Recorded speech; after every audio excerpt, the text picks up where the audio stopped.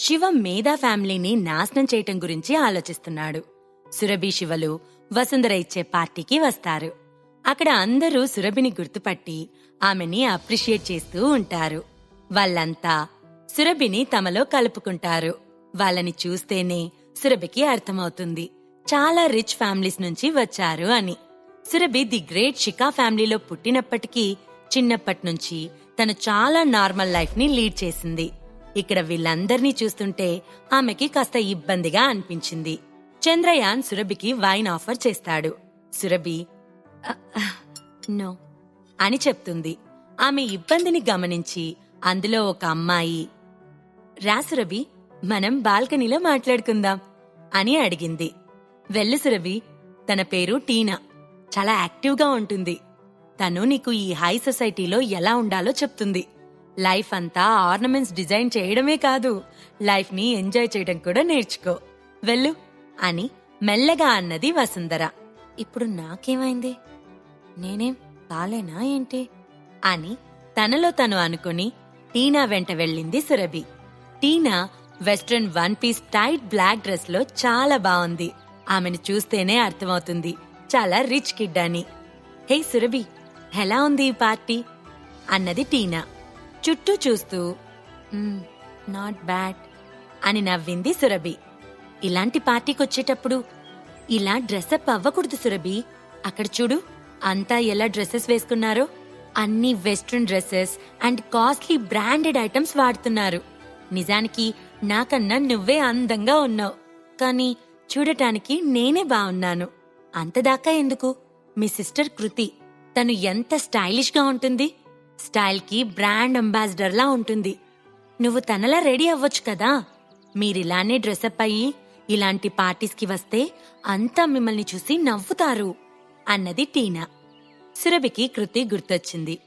నిజమే, కృతి చాలా బాగా రెడీ అవుతుంది అనుకుంది సురభి. సురభి, నీకు పెళ్ళైందని విన్నాను.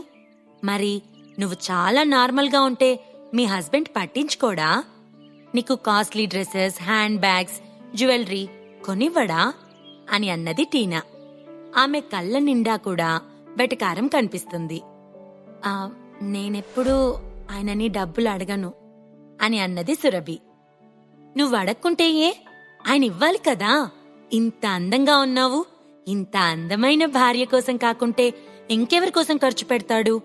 నాకే కనుక అలాంటి హస్బెండ్ ఉంటే నేనెప్పుడో విడాకులిచ్చేదాన్ని. లేడీస్ అన్నాక లైఫ్ ని ఎంజాయ్ చేయాలి. నన్ను చూడు, నేను నీలాంటి ఫ్యామిలీ నుంచి వచ్చాను. నాకు టైం ఉన్నప్పుడు ప్యారిస్ వెళ్లి షాపింగ్ చేస్తాను. మూడు బాగోక చిరాగ్గా ఉంటే సిడ్నీ వెళ్లి ఎంజాయ్ చేసొస్తాను. నిజానికి హస్బెండ్ డబ్బు సంపాదించాలి, వైఫ్ ఖర్చు పెట్టాలి అన్నది టీనా. అప్పుడే అక్కడికి వచ్చిన వసుంధర, మా నాన్న దీనికి అన్యాయం చేశాడు. పనికి మాలిన వాణ్ణి తీసుకుని వచ్చి పెళ్లి చేశాడు. మా సురభి తన హస్బెండ్ ని తన రూంలోకి కూడా రానివ్వదు. అతను ఒంటరిగా వేరే గదిలో ఉంటాడు. ఆమెకి హస్బెండ్ అనేది జస్ట్ ఒక డెకరేషన్ మాత్రమే అని వ్యంగ్యంగా అన్నది. వాళ్ళు శివ తమ పక్కనే ఉన్న విషయం గమనించలేదు. అయ్యో సురభి, నాకు నిన్ను చూస్తుంటే జాలిగా అనిపిస్తుంది. అలాంటి వ్యక్తితో ఎలా ఉంటున్నావ్ అన్నది టీనా. ఆ వేస్ట్ ఫెలో గురించి ఇంకా మాట్లాడుకు టీనా. వాడి గురించి వింటే నాకు చాలా కోపం వస్తుంది. ఇంత అందమైన వైఫ్ ని ఎలా చూసుకోవాలో అతనికి అస్సలు తెలియదు అన్నాడు అప్పుడే వచ్చిన చంద్రయాన్. ఇప్పుడిలాంటి వేస్ట్ ముచ్చట్లెందుకు, అందరం కలిసి డ్రింక్ చేద్దాం రండి. సురభి కోసం తెప్పించిన ఆ స్పెషల్ వైన్ బాటిల్ తీసుకురండి అని అన్నాడు మోహన్. చంద్రయాన్ సురభిని డ్రింక్ చేయడానికి పిలిచాడు. తన ఆంటీ అంకుల్ చెప్పాక కూడా వెళ్ళకపోతే బాగోదు అని వెళ్ళింది సురభి. సురభి కోసం తీసుకొచ్చిన స్పెషల్ వైన్ ని గాజు గ్లాసులో నింపాక అందరి దగ్గరికి వచ్చింది. చంద్రయాన్ ఓ వైన్ గ్లాస్ సురభికి ఇచ్చాడు. థ్యాంక్స్ అని చెప్పి తీసుకుంది సురభి. మరో గ్లాస్ తీసి శివకి ఇచ్చాడు. నో థ్యాంక్స్, నాకు అలవాట్లేదు అని చెప్పాడు శివ. అక్కడ అందరూ ఆశ్చర్యపోయారు. చంద్రయాన్ లాంటి వ్యక్తి డ్రింక్ ఆఫర్ చేస్తే వద్దు అన్నాడని అందరూ హేళనగా చూస్తున్నారు. అవును, ఇంతకీ నువ్వెవరు అన్నాడు చంద్రయాన్. శివ ఏదో చెప్పబోయేంతలో, అతను మా సురభికి అసిస్టెంట్.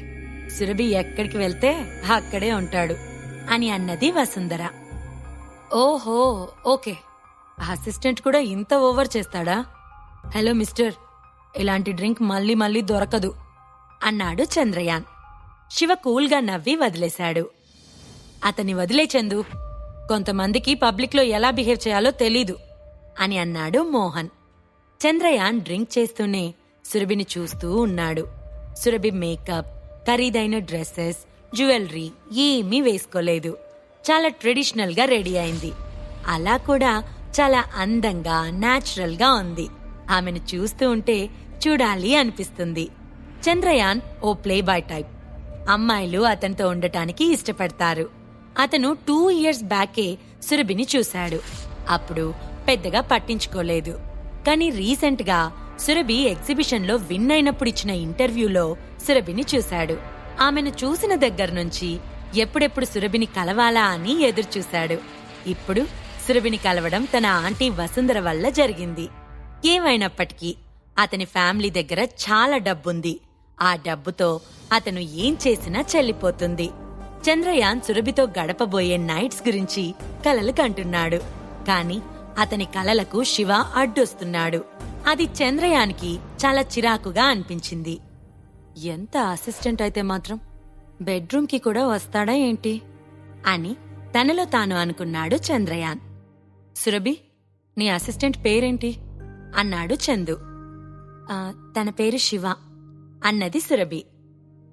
ఓ శివ, ఈ పేరు నేనెక్కడో విన్నానే. శివ అంటే షికా ఫ్యామిలీకి చెందిన ఓ యూజ్లెస్ అల్లుడు. నీ హస్బెండ్ కదా సురభి? తన గురించి నేను చాలా విన్నాను. అది నువ్వేనా?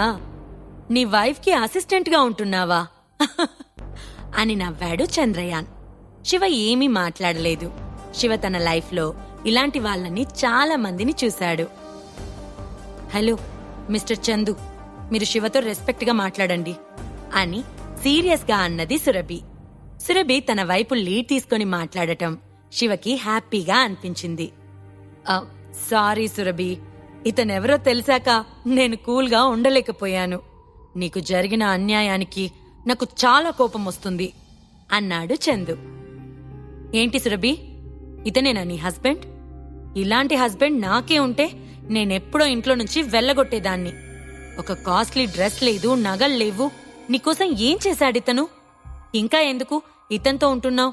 నీ లైఫ్ గురించి ఆలోచిస్తే నాకు చాలా కోపం వస్తుంది అని అన్నది టీనా. ఇతనికి ఏమాత్రం సిగ్గున్నా ఆ ఫ్యామిలీలో ఉండడు. ఇలాంటి వ్యక్తి మనలాంటి పార్టీకి వస్తే మన పరువు పోతుంది అని చందు ఫ్రెండ్ అన్నాడు. షటప్ ఆల్ ఆఫ్ యూ, ఇది నా సొంత విషయం. దీని గురించి ఎవ్వరూ ఎక్కువగా మాట్లాడొద్దు అని కోపంగా అన్నది సురభి. ఈ ప్రశ్నలకు సమాధానాలు తెలుసుకోవాలంటే నెక్స్ట్ ఎపిసోడ్ వినాల్సిందే. క్రింద ఇచ్చిన లింక్ ని క్లిక్ చేసి పాకెట్ ఎఫ్ఎం యాప్ ని ఇన్స్టాల్ చేసుకోండి. Stay tune to pocket FM.